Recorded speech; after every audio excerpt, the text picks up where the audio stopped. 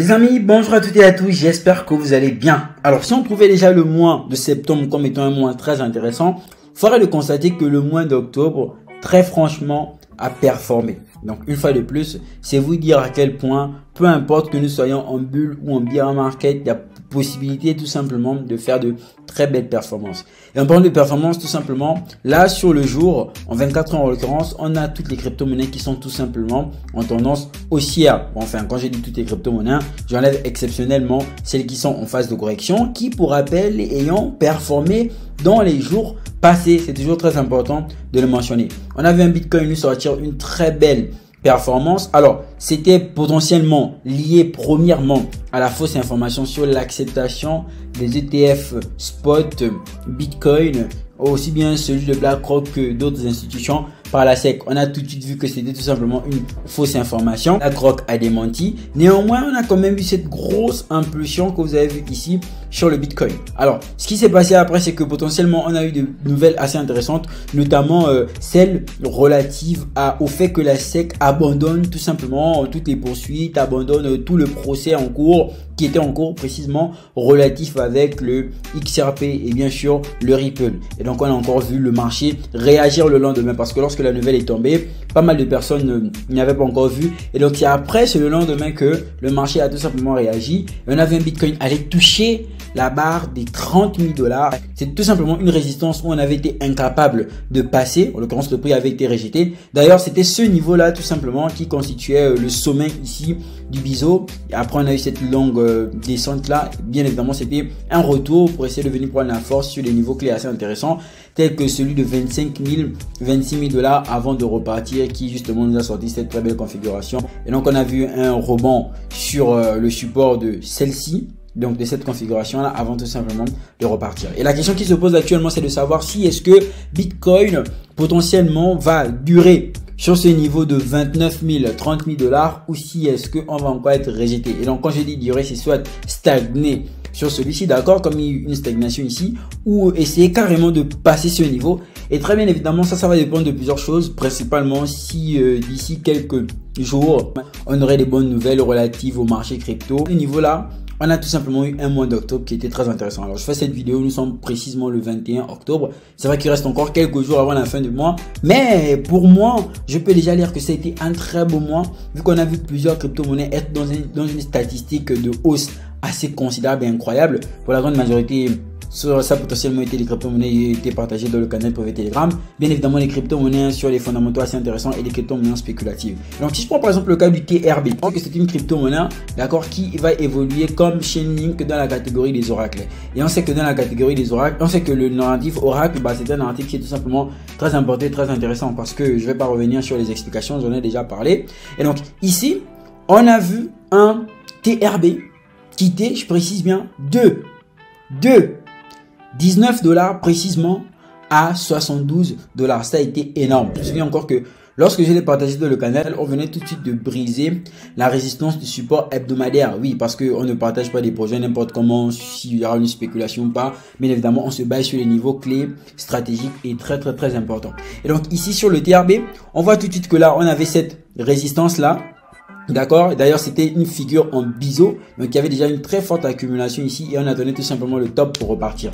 Et on s'est rendu compte que ici, on a brisé cette résistance de ce biseau. Donc là, on avait une très belle zone de prix. Et donc, qu'est-ce que le prix a fait après? Il n'a fait que pumper. Il n'a fait que pumper. Il n'a fait que pumper jusqu'à la barre des 72 $ qu'on lui reconnaît actuellement. Mais on part potentiellement dès le partage de le canal privé à 19 $, 22 $. Et donc, c'était une très belle prise en termes de pourcentage. On peut regarder tout simplement les statistiques relatives au projet. Et vous allez vous rendre compte que, justement, ici, en 24 heures, on avait 3,6%.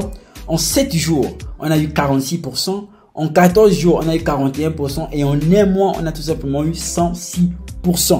Très belle prise de pourcentage. Après, même si les gens potentiellement ne voulaient pas holder sur le long terme du TRB, mais quand même sur le court terme, 100% c'est assez intéressant. Donc ça sous-entend que si on y avait spéculé en ce sens où on avait 1000 $, 100% techniquement on serait déjà à 2000 $. Et donc ça, ce sont les possibilités qu'il y a dans le bear market. Après justement, on peut avoir des projets moins utiles, moins intéressants, qui justement eux aussi eurent à performer durant ces derniers jours. Si je prends par exemple le projet ultra méga spéculatifs tels que le turbo. Et ben, sur le cas du turbo, lorsqu'on va regarder au niveau statistique, on se rend compte que sur 24 heures, ok, nous sommes en chute de moins 5%, mais sur 7 jours, d'accord, on a une statistique, une performance s'élevant à 56%, 14 jours, 48% et 30 jours, 54%. C'est pas négligeable, c'est toujours intéressant cette prise de pourcentage lorsque nous sommes en période de bear market. Et donc, on peut le faire avec pas mal de projets encore. Si je prends un autre projet qui a été partagé dans le canal privé, on peut aussi avoir le projet Myria qui a aussi pas mal performé. Je vais tout de suite vous ramener sur ce graphique pour voir ce que ça donne. Et donc, vous voyez qu'au niveau de Myria, lorsqu'on va venir en daily, parce que c'est en daily qu'on suivait le projet. Alors, ça, quand même, le Myria, c'est un projet que j'ai partagé il y a tellement longtemps dans le canal privé. Myria, bon, on n'avait même pas encore fait le rebond sur le support. Hein.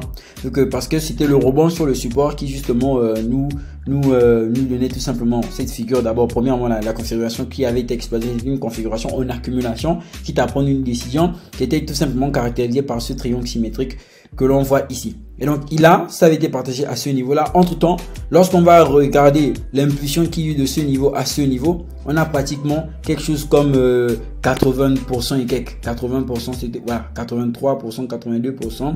C'était tout simplement extraordinaire sur le Myria. Et donc, ça, je parle une fois de plus de spéculation sur le court terme, d'accord, mais il y a des projets qui justement vont aussi être holdés sur le long terme. D'ailleurs, Myria est un projet à long terme. Et donc là encore, je parlais de Myria, mais sans oublier le Maple qui évolue une fois de plus dans une catégorie très importante et très intéressante dont on a aussi déjà fait le débriefing dans le canal privé. Et donc sur le Maple, déjà ici on avait une configuration, on a tout de suite vu là comment le prix nous a sorti une très belle statistique. Partager ce projet, on était tout simplement dans la barre des $4 et donc on a pu, on est rien de temps, on est moins, on retourné jusqu'à $6, ce qui engendre une très belle prise de pourcentage. Sur le coup, en termes de spéculation, ça reste tout simplement très intéressant. Alors je peux faire ça avec plusieurs autres projets qui ont été exploités parce qu'il y en avait tellement, et même il y a ceux que j'ai oublié de mentionner parce qu'il y a tellement de projets qui ont eu à performer.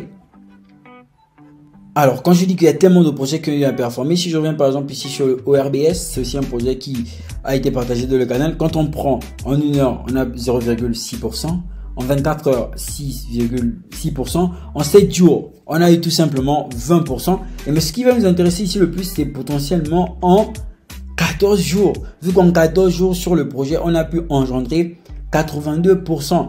Sans oublier qu'en 30 jours, on est pratiquement sur du 102% et on est dans 48%. Donc, pratiquement, le projet, il est en hausse sur toute l'année, sur toutes les temporalités, sur toutes les périodes. Tout simplement, ça a été aussi très intéressant. Et donc, qu'est-ce qu'on a vu plutôt sur ce mois d'octobre? C'est qu'il y a plusieurs projets qui étaient en sommeil, qui se sont tout simplement réveillés. Bon, certains sont allés un peu plus loin, ils ont parlé de la high season. Moi, je dirais pas jusque là-bas. Mais on a juste vu certains projets qui étaient dans le sommeil, qui hurent à se réveiller. Et ça reste tout simplement, très intéressant. On a passé un bon mois d'octobre, me semble-t-il. En tout cas, pour les personnes qui, juste ici, sont dans le canal privé Telegram, je pense que ça a été fait, ça a été partagé. On a eu pas mal de signaux en termes de... Pas en termes de spéculation trading, non, mais en termes d'achat de crypto et de conservation, tout en sachant que on est sur les deux sens du terme d'ailleurs.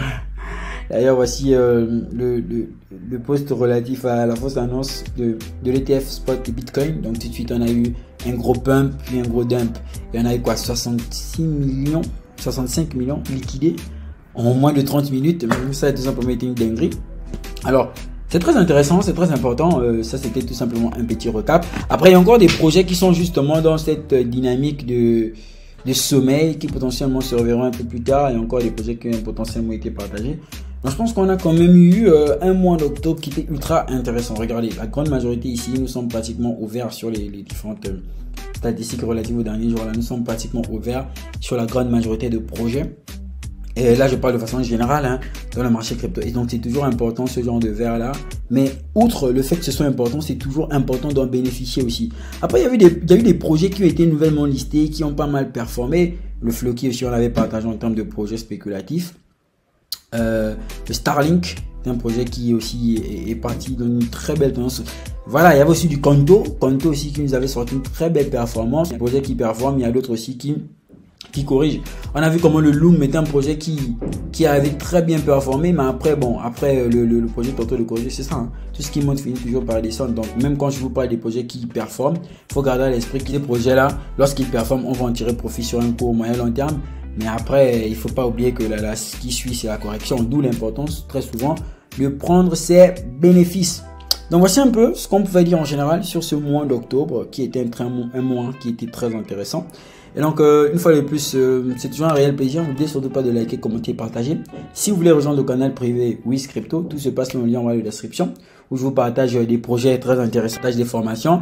Alors tout à l'heure je parlais avec l'un de mes types là qui disait que oui justement il est entré dans le canal mais il n'avait pas encore bien pris le temps de regarder les vidéos relative aux formations que j'ai eu à partager et que justement aujourd'hui il s'y est mis et il n'en revient pas parce que lui dans sa conception c'était qu'il faut impérativement qu'il suive une formation en présentiel, alors que si on s'y met conformément à l'implication et tout, on peut réellement bien apprendre même si ce n'est pas en présentiel.